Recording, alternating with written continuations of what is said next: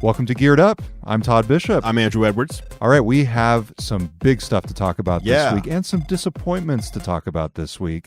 Andrew's going to be playing counselor here for people who are disappointed about the delay of the Apple HomePod and also the effective delay of the Echo Spot from Amazon, which I think was my favorite device. I was excited. I mean, I'll play counselor, but I also have to do some self-soothing because I'm also pretty dejected about this. In addition, we're going to be wrapping up Cyber Monday and Black Friday, talking about some of the deals that came out and what you can do with them, and maybe some that you might want to return. Yes, based on Andrew's recommendations. Absolutely. Plus, we're going to be giving a little bit of a recap of my usage of the Amazon Cloud Cam and revisiting some of Andrew's advice for me with my iPhone X, which partially worked. Partially worked. I mean, better than not working at all. That's right. All right. What's first? So first, let's talk about the HomePod. Oh, man. This is Apple's new high-end smart speaker. Yeah. This was announced a couple months ago now, along with the iPhone X. And it was originally supposed to come out for the holidays. Yeah, December. It's supposed to come out December. And it was announced that Apple is delaying this until early 2018. And does that mean January 2018? Does that mean March 2018? We don't know. This happened last year, though. I don't know if you remember it. I don't. But when the AirPods were supposed to be released, and they got delayed, they said they wouldn't release them until, quote unquote, later this year. So they were supposed to come out in September, and they came out in early December. Okay. So they didn't come out like on December 31st. But Apple, why do they have so much trouble releasing like music related hardware on time? Yeah. Okay. What's going on? So this is the $349 smart speaker, really high end. It's not even really an Echo competitor. It's more of a Sonos competitor. Absolutely. So here's my question. People who saw this HomePod announcement thought, oh my gosh, that'd be a great gift or something that I want for the holidays. Yeah. Clearly, this is not going to be in time for the holidays. No, it's not. What should people do? Is it worth waiting for, first off? Well, there's some reasons you might want to wait, and there's some reasons why you might want to just forego it and get something else. So if you're planning on using it as a music speaker that you can talk to and make requests to, you can get something like the Sonos One. The Sonos One just came out, I think, about roughly a month ago, and it's the replacement to the Sonos Play One. It is a fantastic speaker. It sounds amazing, and they have Amazon Alexa built in. Sonos speakers can play music from pretty much any music service you could think of, the mainstream ones, as well as like the really obscure music services, as well as like radio stations from all across the world. So any music pretty much on the planet, you can stream through Sonos, and you can use Amazon's Alexa to help you do that. And they're going to add other voice services to it as well over time. So I want to make sure I understand. So on some devices, you can control them with another Alexa device. That's right. This one actually has Alexa built in. Built in, yes. So you just buy this, you've got Alexa. It's like an Echo with a better speaker. Yeah, exactly. And it can stream from pretty much anywhere. So the thing with the HomePod that you wouldn't be getting here is, number one, Siri. If you use HomeKit in your house and you want to be able to talk to Siri out loud and have it control your smart home devices, the Sonos Play One won't do that, or the Sonos One, rather, won't do that.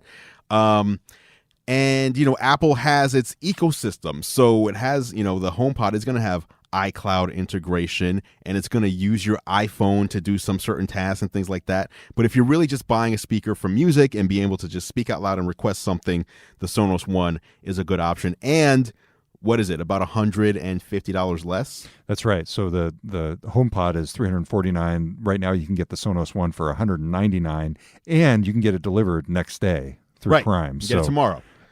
Clearly that is an alternative. And it sounds like that would be a great alternative. It's a great alternative. Now, the Apple HomePod does, from people who've heard it, it does sound better than a Sonos One. It sounds closer to a Sonos Play 3, which is a more expensive Sonos speaker.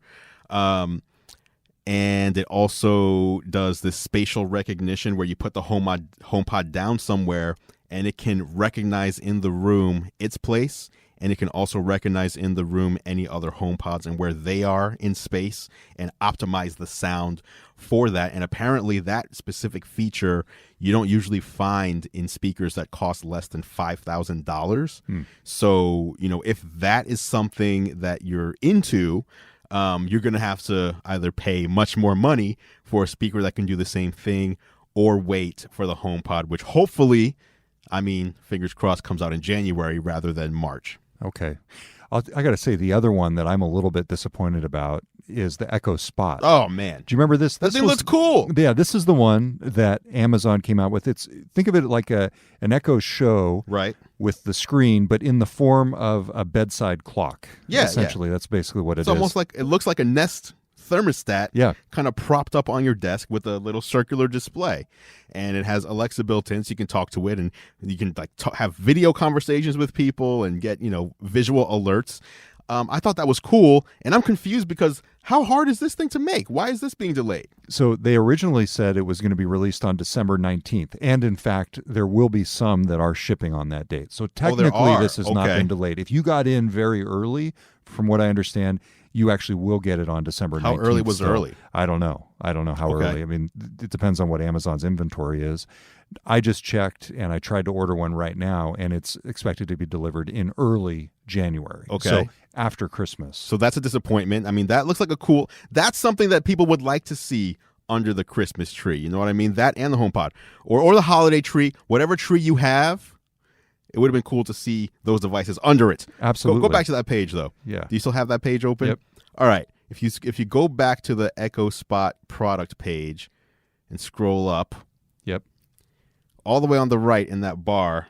Yep. What's up with that? Click on that. The Echo Look? This is the worst delay in history. What's going on?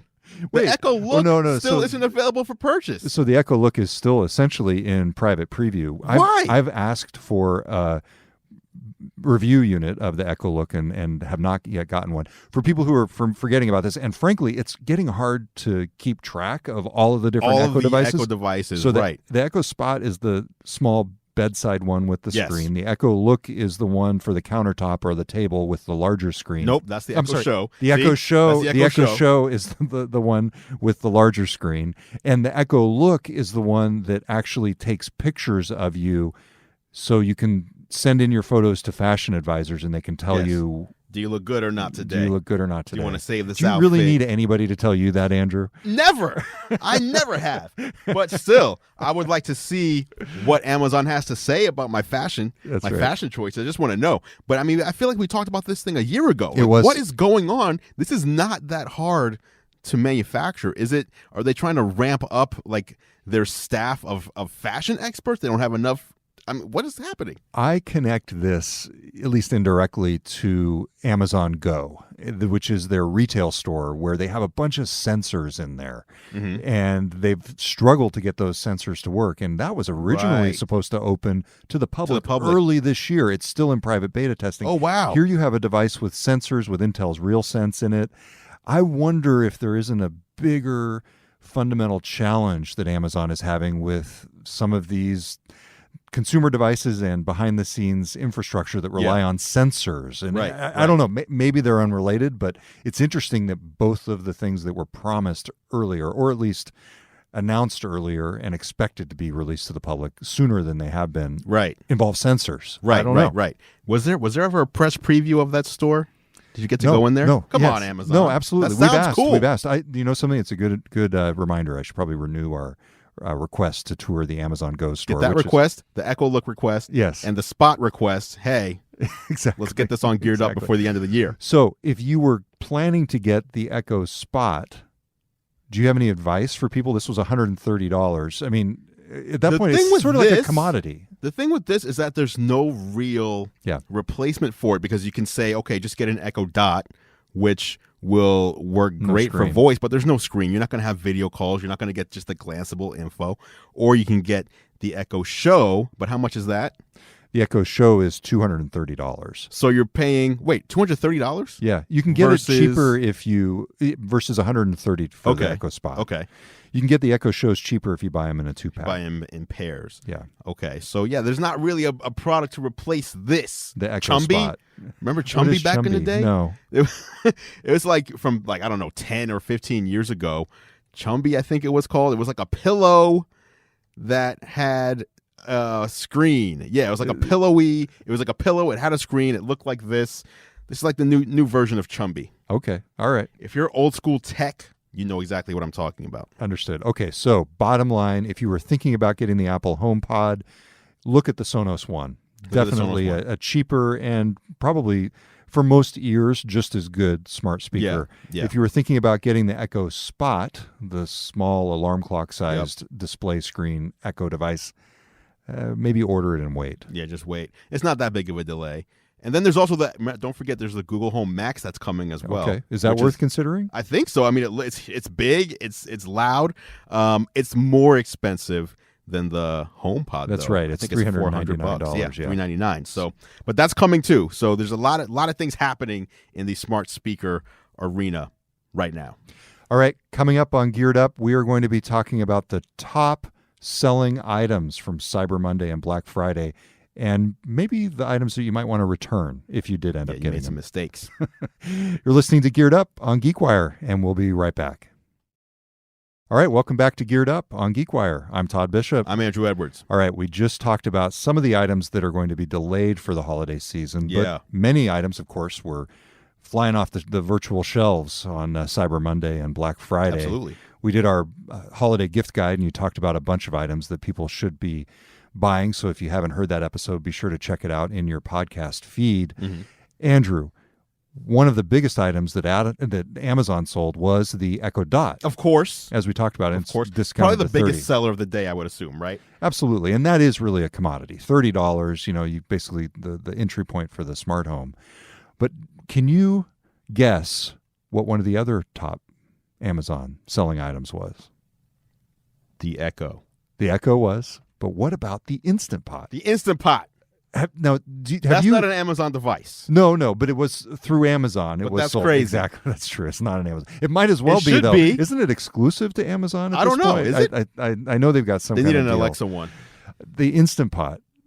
I'd be curious to know how many folks out there have one of these already. Amazon. Comment if you have an Instant Pot. We need to know. Absolutely. Amazon sells tons of these things, and they're predicting that these are essentially going to become as common as smartphones someday. I've seen Instant stats, Pot? like some 90% of households they're saying will serious? eventually have an Instant Pot. Yes, they put stats out there about some insane thing.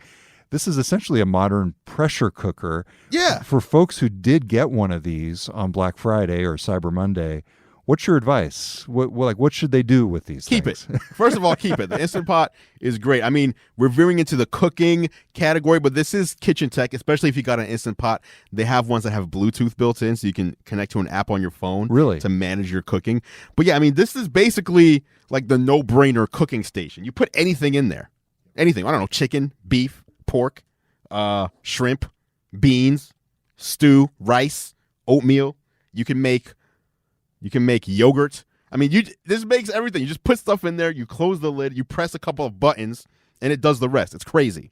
And I think you told me you put like some frozen chicken in there, and 30 minutes later, dinner was ready. The frozen chicken is how I sold my wife on this. Now, she still has started putting it above the fridge, on top of the fridge, which is the universal symbol in our house for obsolescence. But I keep bringing it back down. Where would you want to have it? Just leave it on the counter? Right next to the Keurig. Right there. But the frozen chicken, the thing that I love to do in the Instant Pot is on a Sunday, I'll hard boil a dozen eggs in the Instant Pot in 6 minutes. What? Yes, it's insane. I don't understand how this works. Eggs. Yeah, I mean, it is magic. It's magic. The Instant Pot is great. I mean, it makes sense why it's probably a great deal because they're not even that expensive. Even if it's not Black Friday, they're not that expensive. So, by the way, you don't know about this Instant Pot. Yeah, I found that Amazon stat. They showed a slide at their all hands internal meeting back in August. They say 98.7%. Is this a joke? Maybe it is a joke. 98.7, like 98, like the temperature. Oh. At any rate, they claimed at the time 98.7% of households will own an Instant Pot by the year 2022. Do you buy that? That seems seems like way too many. I don't know this industry. I don't know the cooking industry that seems well like to too be able. many. I don't know that I can discount that. But I mean, they're selling so many. They know the thing with Amazon is they know how many households have memberships and they know what these households are buying. So Amazon should be in the position to be able to specify who's buying this. Yeah. Is it a joke though? Is it a joke? It doesn't seem like a joke. There's an actual why are they pointing at presentation. like Rhode Island? That's Rhode Island is the only one. It looks like actually Pennsylvania. Okay. It doesn't have DC? one on the map at any rate. Yeah, the Instant Pot, big favorite. What was did you buy anything on Black Friday or Cyber Monday? Anything popular in your household?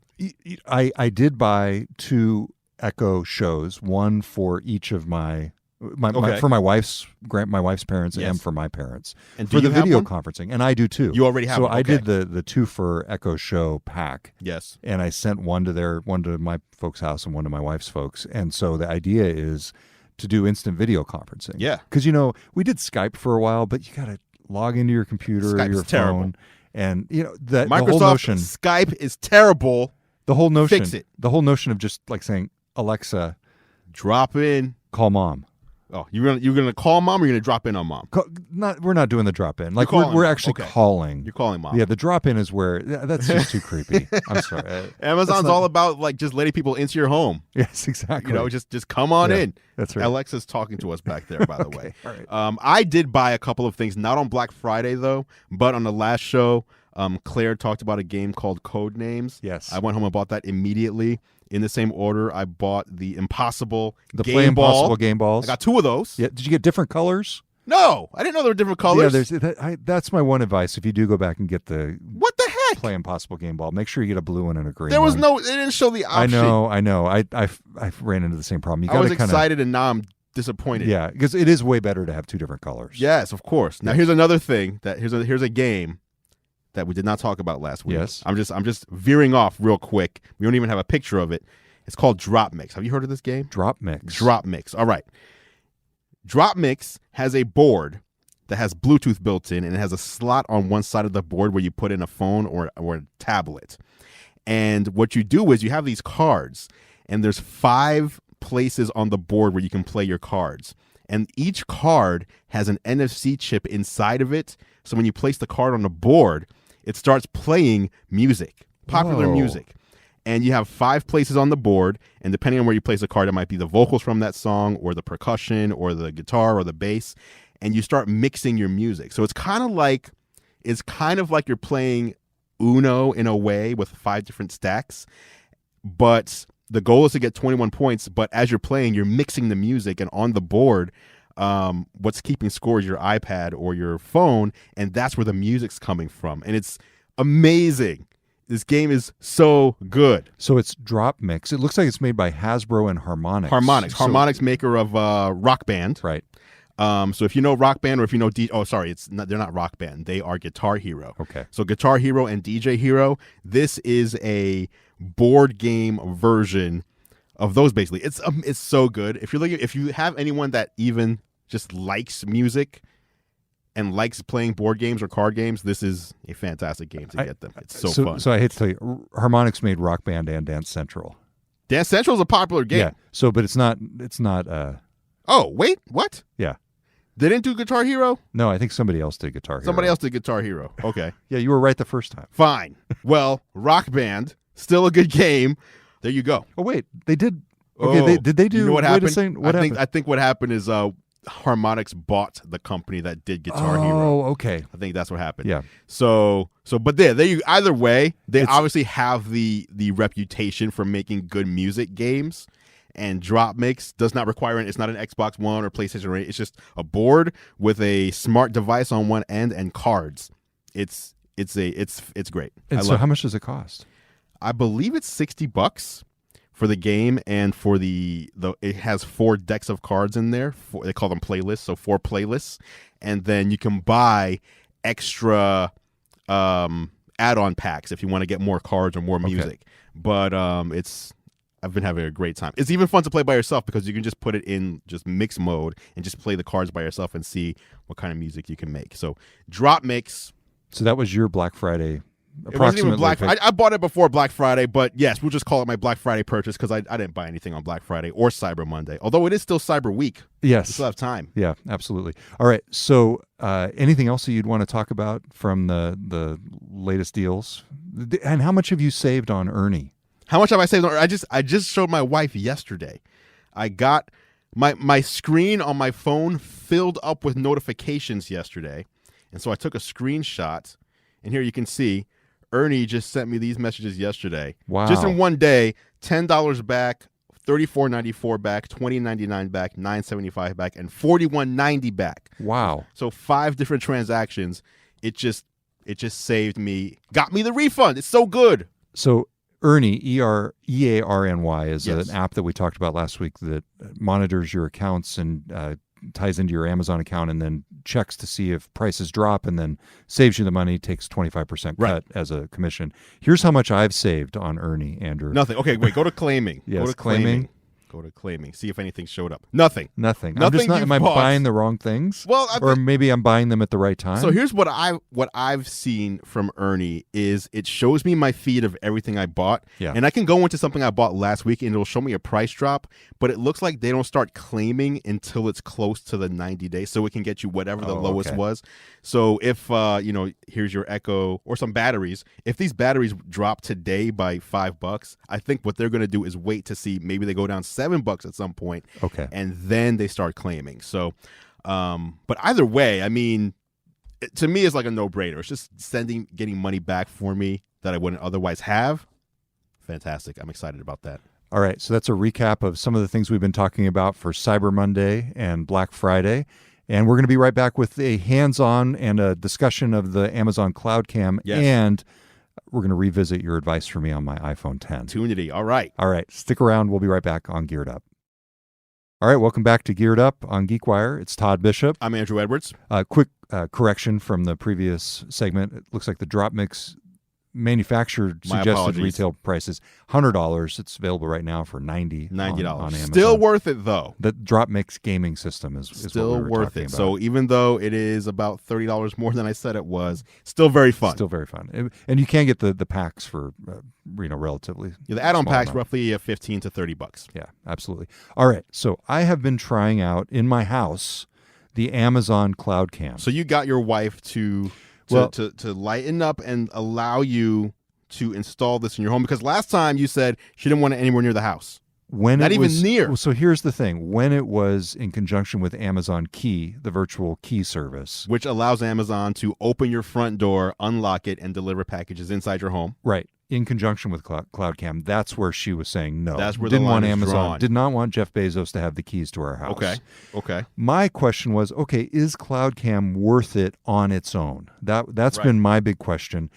Now, I have to, full disclosure, I am not a Nest user, so I'm going to need to rely on you for some of the context here.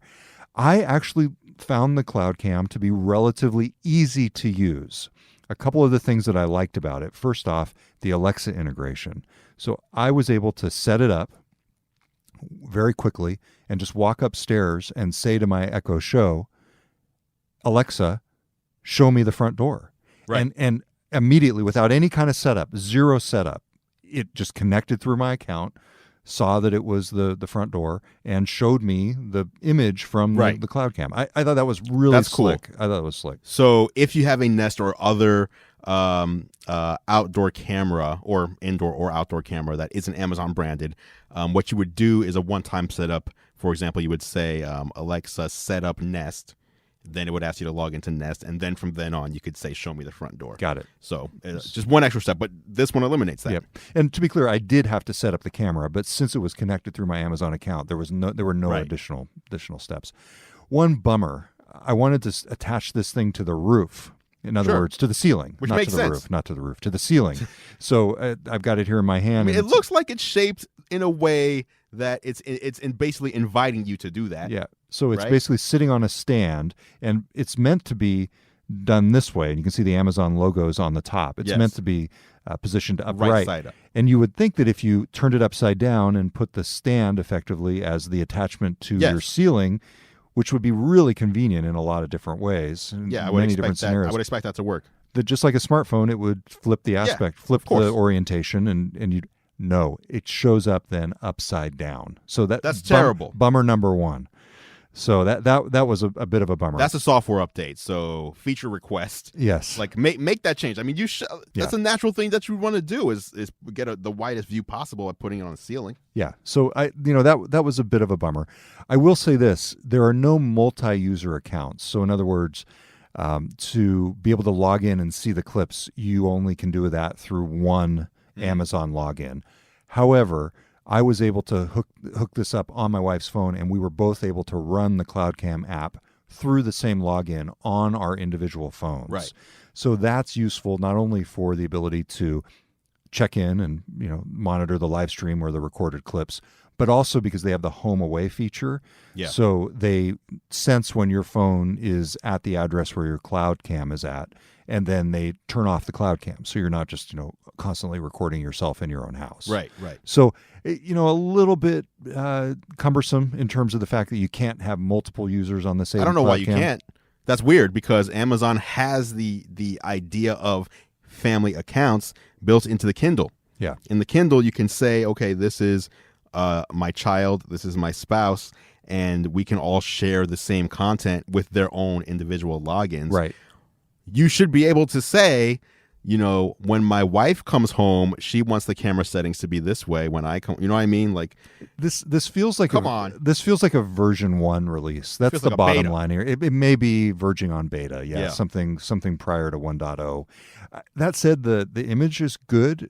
I was able to set this up in such a way that I was able to see not only the window in my office, but the entryway and the entryway to the garage door. So the front door, garage door, and my office window, all from one camera because of the 180 degree not bad view. So I have seen some commentary online that the Nest cameras have a slightly wider field of view, a little bit. But I actually did like that aspect of it.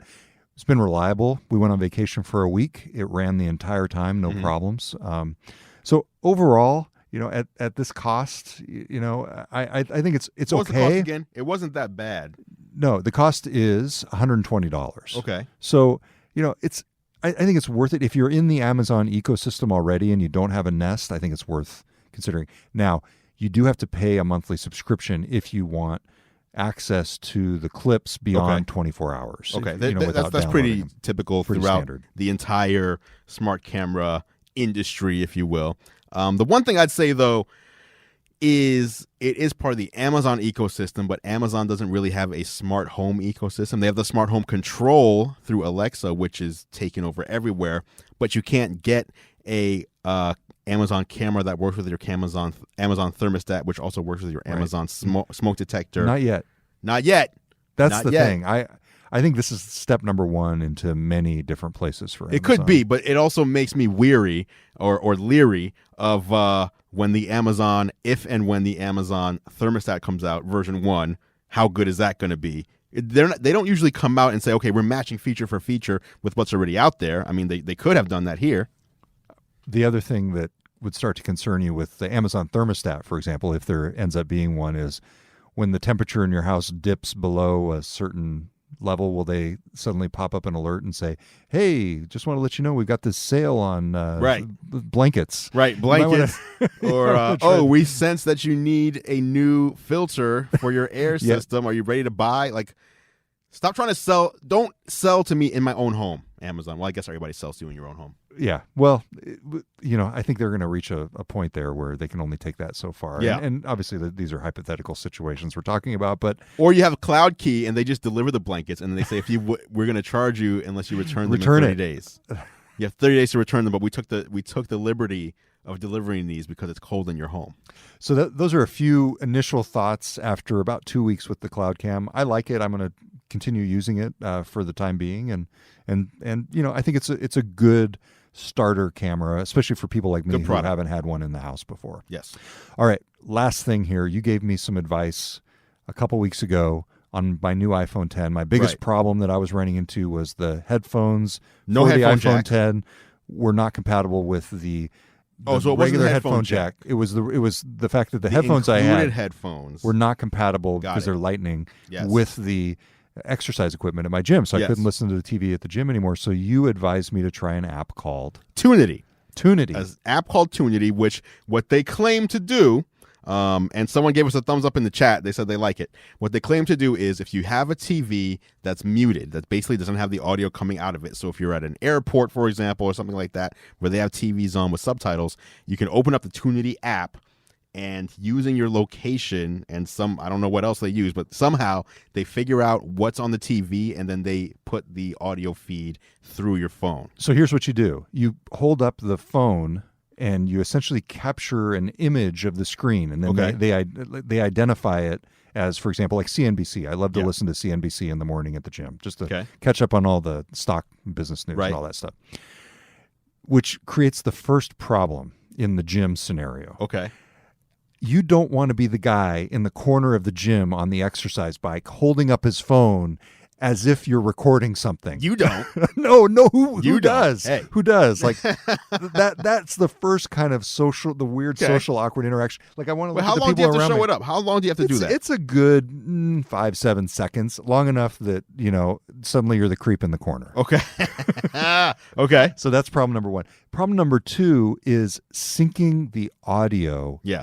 You can sort of fast forward the audio and delay it to sync it up. For me, takes some time to get the audio really to sync up. Okay. Yeah, it's not. It can, like, you can sit there for 5 minutes trying to get the audio right, and you're like, oh wait, did Jim Cramer just say that? Oh, and then you're like, fast forward a little bit. Right. I'm just off. Yeah, it's not automatic in terms of the sync between the audio and the video feed. That said, I love the concept.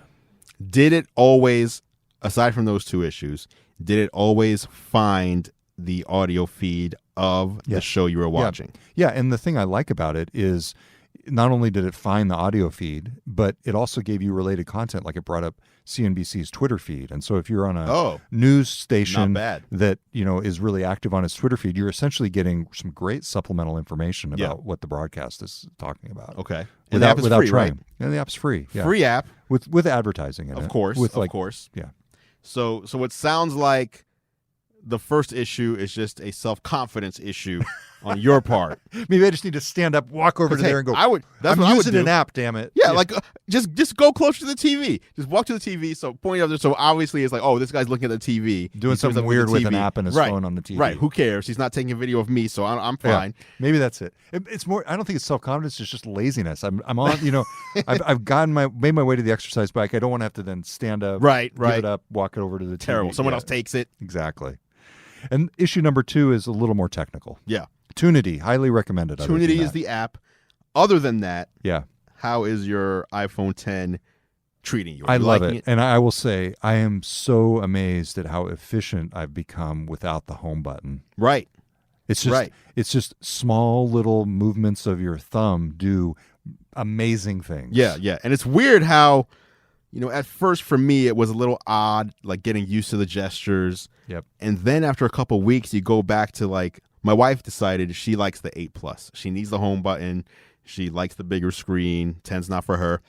And I'll pick up her phone and use it. And I'm like, oh, I don't know how to use this anymore. Like I'm swiping up with my thumb. It's like nothing's happening. Oh, home button.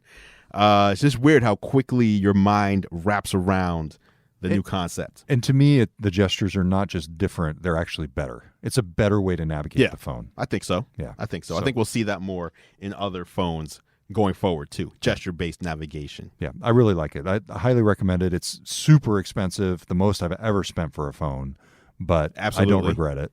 Oh, I saw a stat today that this past weekend, the iPhone 10, 256 gigabyte, was the best seller. Wow.